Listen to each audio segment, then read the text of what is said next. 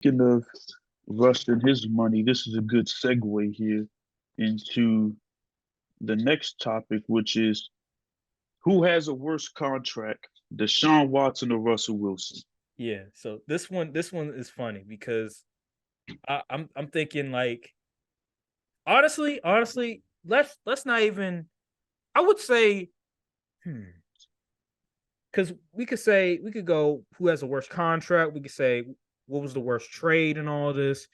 I would.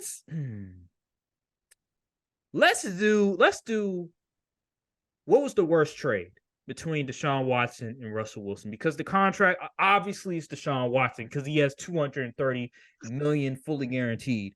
You can't really manipulate the cap or anything like that because he has fully guaranteed in the most in NFL history. So what was the worst trade? I feel like let's do that debate. Hmm. Um wow, this is hard. This is a tough one because both of these guys have been awful. Both of these guys have been bottom five QBs. Um, the difference is Russ, he's older, he's undersized, and I think Russ, he's played worse than Deshaun. Deshaun's been bad, but I think Russ has been much worse.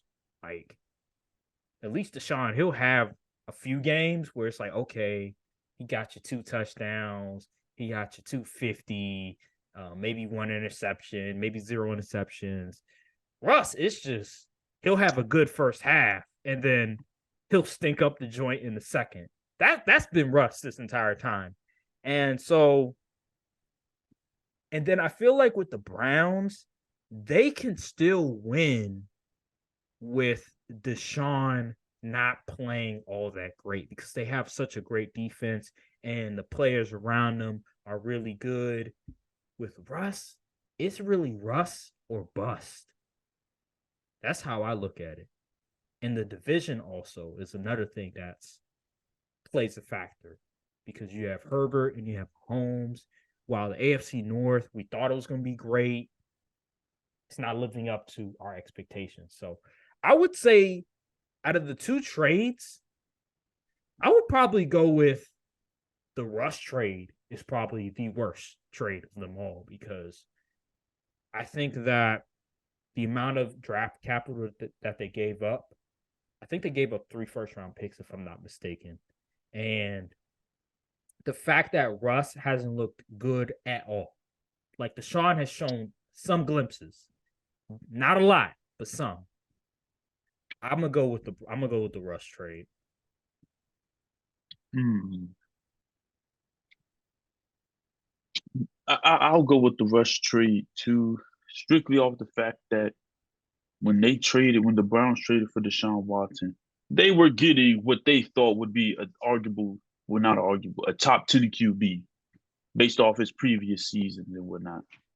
But they couldn't foresee him being a trash can like this and going out there and sneaking up the joint with pretty solid receiving weapons and a good run game, along with a borderline elite defense. So yeah, I got to say the Broncos trade was worse because they pretty much put all their eggs into this Russell Wilson thing. They Mm-hmm. even gave him his own offense his first year. I mean, his own office. I don't know what that's all about. That's not something that's normally done. They gave him all this money. They was boosting it up like, yeah, we got Russell, blah blah blah blah.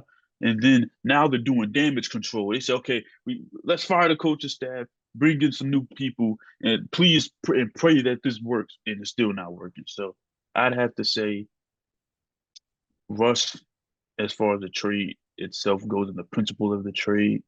But as far as situationally, the Browns might be in a Yeah. no point of return type thing Mm-hmm. because you just got to stick it out until maybe his last year. That way you could be like, it's going to hurt, but it's better than cutting them now and then having to eat all of that dead, man. That was the dumbest contract ever. I don't know why they did that. Desperate. They're desperate. They made a deal with the devil. That's what that was. I don't think Cleveland will ever get a top 10 QB on their team. As soon as you put that brown jersey on, your attributes drop 30 points. Yeah, man. Just look at Baker on the Buccaneers. I mean, he did wet the bed against the Eagles. Well, true, but it's the Eagles. Okay, all right. Well, yeah. That's the thing with Deshaun. It's all about see the contract and the fact that it's fully guaranteed. You really, I think it was it's 5 years. So that's a lot of years. Oh my God, that's a lot of years. But the good thing is that he's younger and he hasn't had a major injury.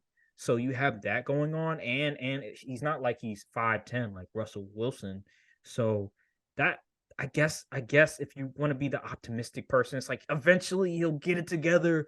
I doubt it, but at least you could have some optimism where it's like, okay, all he has to do is be a game manager. We already have the pieces available. All he has to do is not turn it over and not lose the game, and we could possibly, I don't know, win a playoff game, win 2 playoff games, something like that. But with Russ, no, Russ, he has to be the reason that they win.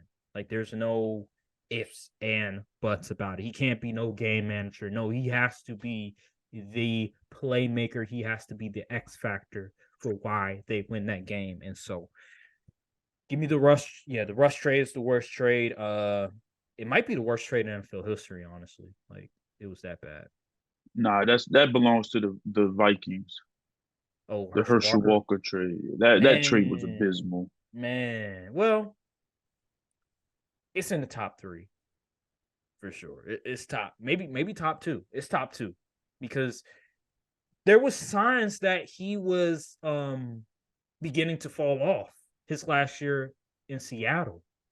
And we've been hearing rumblings about how he's not getting along with Pete Carroll, with, not having the best relationship with his, teammates and stuff like that. So there was a lot of stuff coming out. And the fact that you decide, you know what, we are going to trade all of these picks for you, Russell Wilson, and give him an extension and give him an office.